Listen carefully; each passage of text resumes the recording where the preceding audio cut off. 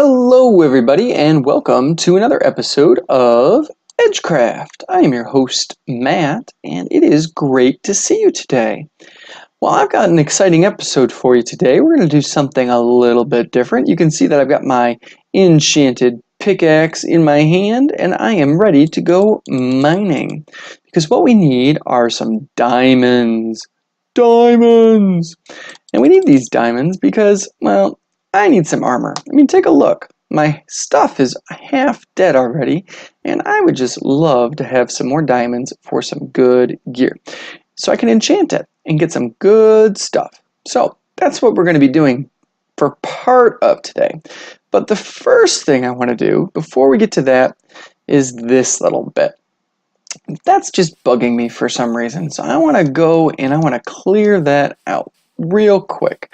So we're going to go do that, and I'll be back with you after I've got that finished because we're going to do some super fast stuff later with the mining. So I'm just going to do a quick cutscene and show you what that looks like. Okay, and there we go.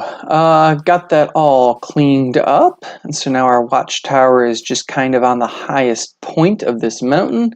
Still a little strange how it just kind of drops right there. I wouldn't mind a gentle sloping edge there, but you know, we could fix that maybe later, or just leave it because that's the way the world was built. But yeah, I think that's a lot better now. Still got this floating little thing up here and one block mysteriously hanging out in the sky, but whatever. Things to worry about another time. Alright, well let me get some of this stuff put away and we'll head down to the mines and we'll do a little bit of a mining session. I'll be right back with you. Okay, and so we are ready to go. We've got all of our gear ready. I probably didn't need that axe, but that's okay. I can hold on to that just in case. Let's head down to the mine, and I wonder where we should go this time. You know, we've gone pretty deep down a couple of these tunnels, but we stopped when we got to that spider spawner. We went pretty deep down a couple of these tunnels, but we stopped when we got to, well, the zombie spawner, basically. So, I don't know. What if we create a new tunnel right over here? Let's see, 1, 2, right here. And we go mining down here. Let's give that a shot. All right, super fast mode. Here we go. Okay, so for today's super fast mining session, I want to tell you a story about a guy named Peter. Now, Peter is one of Jesus's disciples. He traveled with Jesus for 3 years. He was actually one of Jesus's kind of his best friend, one of his best friends, and Jesus loved him completely, and he loved Jesus. Now, one thing you need to know about Peter is that he always asked questions and tried to answer every question that Jesus asked. I mean, have you ever had that kid in class? And maybe this kid is you, it's okay. Every time the teacher asks a question, you raise your hand, or maybe you don't even raise your hand, like you shout out the answer right away, or that kid shouts out the answer, and they're wrong most of the time, but sometimes they're right. But they just always want to answer every question, and love to ask questions. Well, that's Peter. So there's a couple little stories I want to share about Peter. First one is with the relationship between Jesus and Peter's faith, because he does something pretty incredible here. It starts with basically the stories in Matthew chapter 14. It says, shortly before dawn, Jesus went out to them, walking on the lake. So Jesus is walking on water toward a boat where the disciples are at. When the disciples saw him walking on the lake, they were terrified. "It's a ghost," they said, and cried out in fear. But Jesus immediately said to them, "Take courage, it is I, don't be afraid." "Lord, if it's you," Peter replied, "tell me to come to you on the water." So of course, Peter's the one that shouts out first, and he's like, "Hey, Jesus, if that's you, tell me to come out to you and I'll do it." "Come," Jesus said. Then Peter got down out of the boat, walked on the water, and came toward Jesus. But when he saw the wind, he was afraid, and beginning to sink, cried out, "Lord, save me." Immediately Jesus reached out his hand and caught him. "You of little faith," he said, "why did you doubt?" And when they climbed into the boat, the wind died down. Then those who were in the boat worshipped him, saying, "Truly, you are the Son of God." Now see, Peter had this moment where he thought he could do it because Jesus was going to be there with him. But he had these doubts. He had this fear that, the wind and the waves and the world were gonna stop him. And the second he starts to sink in the water, Jesus is there for him. He reaches out his hand. It says immediately Jesus reaches out his hand and he rescues Peter. And so this is the first part of the lesson I have for you today, is that God is there for you too. Anytime you need help, just call on his name and he will be there for you. He will rescue you. All right, so let's continue on with Peter, because we're going to read another story, and this time the story is from Matthew chapter 16, and this is about how Peter knows who Jesus is, even though no one else really gets it yet. It says, "When Jesus came to the region of Caesarea Philippi, he asked his disciples, 'Who do people say that the Son of Man is?'" Basically, who do people say that I am? And they replied, "Well, some say that John the Baptist, others say Elijah, and still others Jeremiah, or one of the prophets." "But what about you?" he asked. "Who do you say that I am?"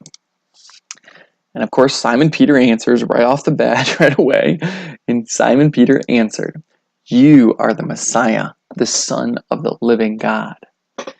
Jesus replied, "Blessed are you, Simon, son of Jonah, for this was not revealed to you by flesh and blood, but by my Father in heaven. And I tell you that you are Peter, and on this rock I will build my church, and the gates of Hades will not overcome it. I will give you the keys of the kingdom of heaven. Whatever you bind on earth will be bound in heaven, and whatever you loose on earth will be loosed in heaven." And so this is kind of interesting because Jesus is straight up asking them, "All right, a lot of people are saying some things about me. Who do you think I am?" And he's talking with the people that are closest to him. And Peter, without missing a beat, he says, "Jesus, you are the Messiah. You are the Christ. You are the Son of God. You are the Savior that's come." And Jesus is just surprised. He's like, "Whoa, Peter, how did you know this? The only way you could have known this is if God told you." And so you got this guy Peter who knows who Jesus is, who trusts him. I mean, he has doubts. He loses a little bit of faith there, but he knows who Jesus is. And this sets us up for this final story where Peter messes things up. And this is in Matthew 26 and a little bit in Luke 22. So I'm just going to go through the story here. So basically, Jesus tells all of the disciples that, one of you is going to betray me. In fact, you're all going to betray me. You're all going to leave me, and I'm going to kind of die alone here, and the Romans are going to come and get me, and they're going to kill me. And so this is where the story kind of picks up with the text. It says, Peter replied, "Even if all fall away on account of you, I never will." "Truly I tell you," Jesus answered, "this very night before the rooster crows, you will disown me 3 times. But Peter declared, "Even if I have to die with you, I will never disown you." And all the other disciples said the same. So Jesus is like, "Peter, man, I love you, but I'm going to be arrested tonight. And before morning comes, you're going to disown me. You're going to tell people you don't even know me 3 times. Peter's like, "No way, I'm not going to do that." So let's continue the story. And now, so they go out to the courtyard and they're talking, and the guards come and they arrest Jesus. And here's where the story picks up again. It says, "Then, seizing him, they led him away and took him into the house of the high priest. Peter followed at a distance." So Peter's kind of following along, hiding in the shadows. "And when some there had kindled a fire in the middle of the courtyard and had sat down together, Peter sat down with them. A servant girl saw him seated there in the firelight. She looked closely at him and said, 'This man was with him.'" Okay, so she's calling him out. She's like, "Wait a second, I know you. Aren't you one of Jesus' disciples?" But Peter denied it. Woman, I don't know him, he said. All right, so there's denial number one. A little later, someone else saw him and said, you are also one of them, basically saying, hey, aren't you one of his disciples? Man, I am not, Peter replied. So there's denial number two. About an hour later, another person asserted, certainly this fellow was with him, for he is a Galilean. Because they knew that Jesus' followers, a lot of them were from Galilee, and that's where Jesus was from. So now he's been accused 3 times, and Peter knows that if he admits that he's one of Jesus' followers, they might kill him too. So Peter replied, man, I don't know what you're talking about. And just as he was speaking, the rooster crowed. The Lord turned and looked straight at Peter. Then Peter remembered the word of the Lord had spoken to him. Before the rooster crows today, you will disown me 3 times. And he went outside and wept bitterly. See, Jesus knew what was going to happen, and he knew how much it was going to hurt Peter. But he told him, because Peter needed to learn a lesson here. Peter was very confident about his faith, but he just wasn't there yet. And Peter disowned Jesus 3 times. And Jesus saw him do it. He turned right over to him, looked him straight in the eyes, and that must have killed Peter inside, saying, oh man, I can't believe what I just did. You told me this was going to happen. I said, no way, it's not going to happen. And then I did it. And Jesus cries. But there's something pretty powerful that comes from this, because we all mess up all the time. All of us. We all make mistakes. We all doubt ourselves. We have trouble with our faith and trusting in God. And but there is hope, because the last story today, I want you to know, is that something happens with Peter. Peter surrenders. So now what happens is Jesus is crucified, he's killed, he dies, he's buried, and 3 days later he rises from the grave. He conquers death, he conquers sin, and he rises. And he appears to the disciples, he eats with them, they check him out, they're like, oh my gosh, this is a miracle. And Jesus is like, guys, I told you this was going to happen, come on now. But they're eating, and here's where the story picks up. And this is found in John 21. It says, when they had finished eating, Jesus said to Simon Peter, Simon, son of John, do you love me more than these? Basically, do you love me more than anyone else? Yes, Lord, he said, you know that I love you. And Jesus said, feed my lambs. Again, Jesus said, Simon, son of John, do you love me? He answered, yes, Lord, you know that I love you. Jesus said, take care of my sheep. The 3rd time he said to him, Simon, son of John, do you love me? Peter was hurt because Jesus asked him the 3rd time, do you love me? He said, Lord, you know all things. You know that I love you. Jesus said, feed my sheep. And I want you to notice something pretty interesting here. Peter denied Jesus 3 times. And then later, Jesus asks Peter 3 times, do you love me? And all 3 times Peter says yes. And so what Jesus is doing here is he's restoring Peter. He's letting him know it's okay. I know you love me, and I want you to know that I care about you too, and I love you, and it's all going to be okay. And he says to him, you know, feed my lambs, take care of my sheep, feed my sheep. He's saying, I'm putting you in charge. What I said to you before about you being the rock, that's still true. I don't hold your sins and your mistakes against you. It's okay. And so what I want to ask you today is, are you ready to surrender? Are you ready to admit that you've disowned Jesus? You've denied him. You've sinned against him. You've sinned against others. Are you ready to say, I need to be forgiven. I need to be restored, and that I love you, Jesus? Because if you say that, if you do that, he'll restore you. He'll forgive you in an instant. He already has. You just need to ask. And we are loved by Jesus. We are his church. We are that rock. So that's all I've got for you today. I just want you to think about that. Let's get back to the rest of the episode. All right. God bless.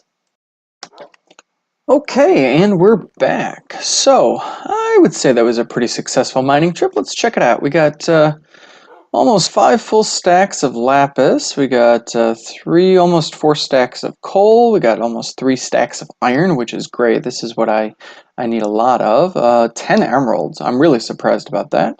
Almost a full stack of gold. That'll help us out for some powered rails. 38 diamonds. Yes, that's enough to get us fully outfitted with all of our armor. That is fantastic. We got 4 stacks of redstone. This is just great news. Now let me turn the lapis into blocks. Let me turn the redstone into blocks. So it'll fit into our storage a little bit nicer. And let's see, the lapis actually goes back by our house. Coal goes in here. Emeralds, up to 30 now. Ooh, 49 diamonds, this is awesome. I'll stick the lapis here for now, I guess. Let's fill up these things with the iron and the gold. And put away the rest of this just mining stuff. Let's see, not in there. Let's see, a little bit of gravel maybe? Nope, no gravel there. Gravel must be somewhere else. Where do I have the gravel? Here's the gravel. Alright, not so bad. I figured I'd stop when I ran out of torches, and definitely ran out. Just need to make some more of those. Here we go. Lots of torches. Lots and lots and lots of torches. I don't need all of those right now. But okay. So let's get this party started. Take our diamonds here. Let's make a helmet, pants, shoes, and a breastplate. Woo! Cover me with diamonds. All right, this is good. Now I just need enchantments on these things that are better than these. So, I'm going to work on figuring out which enchantments I want to put on these, and I will be back when I've got that figured out. Okay, so I'm back, and here's what I've got. For my helmet, I've got Aqua Affinity, Respiration 3, Thorns 2, and Protection 3. So those 3 things. And I might be able to get more than Protection 3 because I got some extra Protection 3 books here. So I could turn that into a Protection 4, but let's hang on just a second. For my armor, I've got Protection 3, Thorns 2, and another Protection 3. That'll give me Protection 4 and Thorns. What I don't have for any of these things is Mending or Unbreaking, so I'm not happy about that. I'm going to have to work on getting those. For my pants, I've got Protection 3 and Thorns 2. So just those 2. But I could, again, make that a Protection 4 by combining it with a book. And for my boots, I've got Depth Strider 3, Feather Falling 4. That's going to help me out a lot. And Protection 3, which, again, I might be able to make Protection 4 here. And this is going to cost me a lot of levels. And right now, I'm only level 26. So it's going to take me a little bit of time to work up to this. But let's, oh man, let's do the boots first. So, let's put the feather falling on there. That's only 4. That's good. Oh, broke our anvil.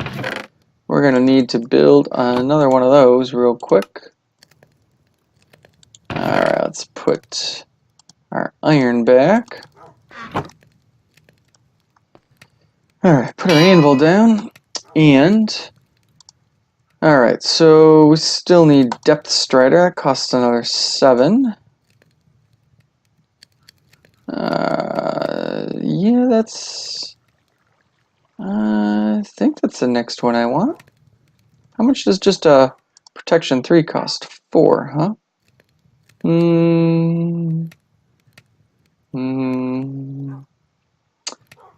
Yeah, let's go for the Depth Strider first. And then the Protection 3. It costs 6. And what if we put another protection 3? That costs 11. And we're down to 9 levels. And it doesn't matter which one of these books I choose, it still costs 11. Okay. So as of right now, I just need 2 more levels to make that a little bit better, but my boots are kind of done compared to Feather Falling 1, Protection 1. Yeah, and they're Diamond versus Armor. So that is great. So I'm going to take these off. I'm going to use these as my backup. I'm going to put these on, and we are looking good. Look at that. Oh, let's take a look. Ooh, look at my blue suede shoes. Look at those boots. They look good. All right. So, like I said, I'm not going to be able to enchant the rest of this stuff right now because I just don't have enough levels. So we're going to do that maybe next time or between episodes. But this is what I need to get done. And I need to work on getting some levels. So I need to go fishing, I think. Where's my fishing pole? I know I got a fishing pole. That's just, oh, there it is. Fishing pole.